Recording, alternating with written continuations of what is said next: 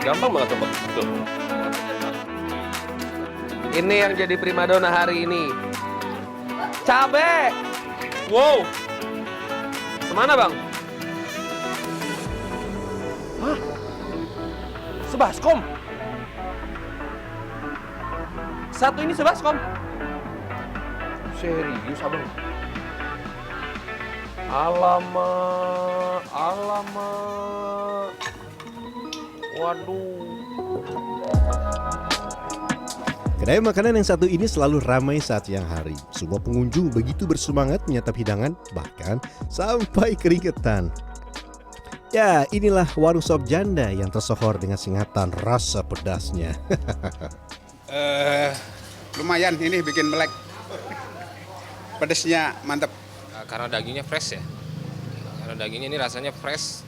Jadi ya beda aja sama yang lain. Sop janda sebenarnya adalah sop iga sapi di kawasan Cikarang, Kabupaten Bekasi. Ada beberapa penjual sop janda dan rata-rata telah buka sejak pukul 6 pagi. Artinya, para pedagang sop ini sudah sibuk memasak sejak dini hari. Dan inilah kesibukannya. Ini saya jujur, ini mata berat. Karena membersihkan si daging-dagingnya ini nih udah dimulai dari jam setengah 3 pagi. Karena jam 6-an rumah makan itu sudah buka. Jadi pagi-pagi ada yang sarapan pakai daging gede. Jadi ya konsekuensinya harus siap-siap bekerja ketika orang masih tertidur pulas. Sop janda mengandalkan bagian iga sapi sebagai bahan utama. Kenapa? Karena iga sapi memiliki daging yang berlimpah dan tulang yang memberikan rasa gurih pada kuahnya. Weekdays 200 kilo, weekend 300 sampai 350 kilo. Wow, sangat banyak.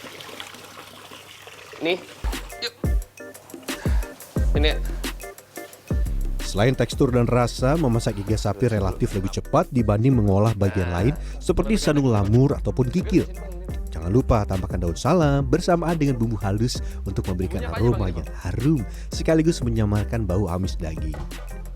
berapa jam bang? Setelah itu, rebus iga sapi dengan api besar hingga mendidih.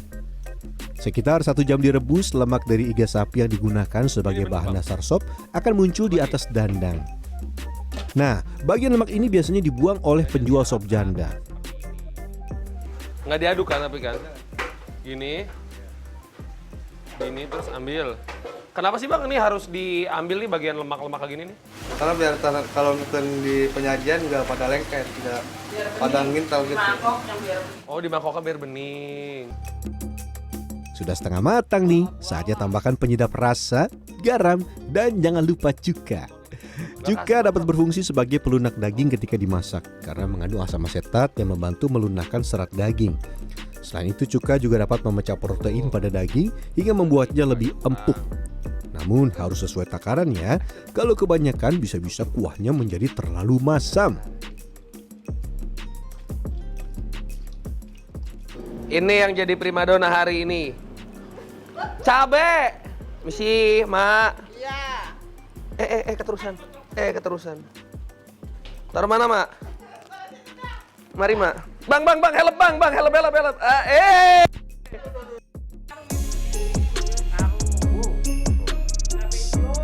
Dalam sehari setidaknya 50 kg cabai hijau habis dipakai. Walau tidak jarang ketika siang menjelang ada tambahan beberapa belas kilogram cabai lagi untuk memenuhi permintaan pelanggan. Cabai ditumbuk terlebih dahulu sebelum dicampur ke dalam kuah sop iga sapi. Jangan terlalu halus ya, agar rasa pedasnya merata tanpa mengubah warna bening pada kuah yang dimasak. Wow. Semana, bang? Hah? Sebaskom? Iya. Satu ini sebaskom? Iya. Serius, abang? Alamak. Waduh. Butuh waktu kurang lebih 3 jam sampai sop tulang iga atau yang disebut sop janda ini matang. Kita koreksi dulu rasa kuahnya. Coba. Ini yang versi nggak pedas dulu ya? Iya. Asem, dapet. Dan karena tadi ngegodoknya sampai 3 jam kurang lebih, jadi serasa si dagingnya berasa. Tipikal kuah yang bening. Iya. Nah ini kita waktunya coba yang tipikal kuah awo namanya nih. Pedas. Serem banget ini bentuknya, dikit aja dulu. Kagak berani banyak-banyak, takut puyeng pala. Maaf nih kuahnya dulu ya, jangan pakai cabai dulu ya. Ini kuahnya aja nih. Bebe antar-antar dikesimpan. Bye-bye nih, huha. Aduh mak kenceng mak, cabenya mak. Lanjut, setiap mangkuk sop janda yang disajikan akan ditaburi daun bawang yang melimpah. Kita potong dulu ya. Untuk membuat potongan sama rata, bisa pakai tips yang satu ini. Ini tips dari Sima ya, gimana nggak pakai karet. Sehari bisa ngabisin 20 sampai 30 ikat daun bawang. Oh, banyak ya mak ya. Kalau kurang kagak sedap ya mak. Mohon maaf nih mak, nggak pedih nih mak, mata nih mak. Lanjut kita buat nasinya. Dalam sehari biasanya tempat ini menghabiskan 100 kg beras yang dimasak dengan cara diaron. Udah teh, matang teh. Nah ini yang sudah selesai diaron. Aduh. Seger. Langsung seger. Aduh. Kayak berasa lagi bikin Saya kentang pikir rebus, pekerjaan saya sudah selesai. Ternyata masih harus membuat hidangan pendamping. Dalam sehari setidaknya 10 kg tepung terigu dan sayuran diolah jadi bakwan dan ludes terjual. Ini. Terakhir, goreng adonan dengan minyak panas. Usahakan bagian pinggirnya pipih agar terasa garing ketika disantap. Nyarap dulu. Nih icipan pertama, makanan pertama nih hari ini. Dari dini hari tadi kita udah siap-siap. Panas. Mantap.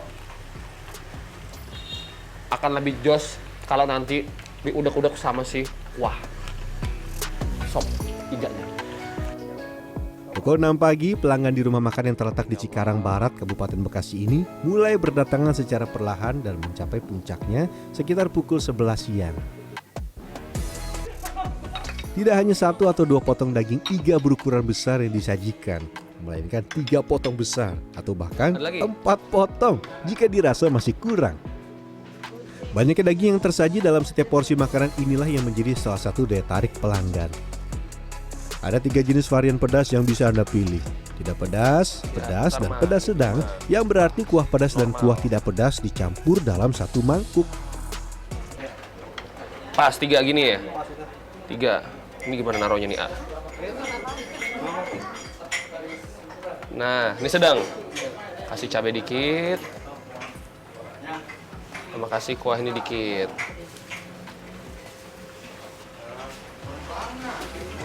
Dah, silakan Bang. Oke. Ada yang pesan untuk makan di tempat, ada juga yang dibungkus. Ayo semangat, jangan sampai pelanggan menunggu terlalu lama. Ketika hari beranjak sore, jumlah pelanggan mulai berkurang seiring dengan daging iga yang hanya tersisa beberapa kilogram saja. Dan akhirnya saya dapat sejenak beristirahat untuk mencicipi masakan saya. Ini bukan karena saya yang request cabenya dibanyakin ya, enggak. Memang versi yang kalau pedesnya, yang pedesnya ini segini. Kalau mau dibikin lebih banyak cabenya lagi bisa, cuman saya nyobain yang level pedesnya aja. Tapi di bawahnya pedes, ada yang sedang, ada yang nggak pedes sama sekali. Kalau nggak pedes sama sekali, kuahnya dia ya nggak pakai cabai sama sekali. Dalam semangkuk sop janda versi pedas kurang lebih ada 40-50 cabai yang terhidang dengan 4 potong iga daging sapi. Wah, pedasnya.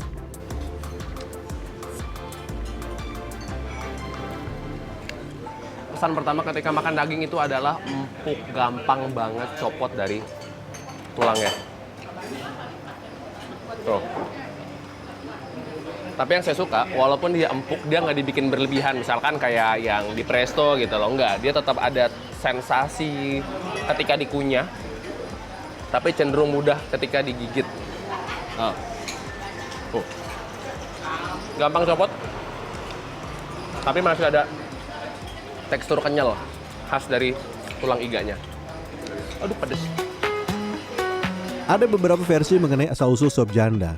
Yang paling populer adalah sop janda dicetuskan oleh seorang wanita bernama Darmi tahun 1997. Darmi yang saat itu berstatus sebagai janda mulai menjual menu sop dengan menyertakan embel-embel janda. Ternyata penamaan menu yang unik memancing rasa penasaran banyak orang hingga menjadikan sop janda populer. Dan beberapa tahun setelahnya, sang kakak, Boni, juga membuat bisnis serupa. Tercetus awalnya dulu mah pernah adek yang jualan yang sebelah sini, sop janda. Dia pertamanya janda, tuh adik saya, gitu. Udah terus sampai sekarang ini melanjut, dilanjutinnya sop janda. Tapi apakah Anda tahu sebelum menjual sop iga sapi, ternyata rumah makan ini awalnya adalah warung nasi.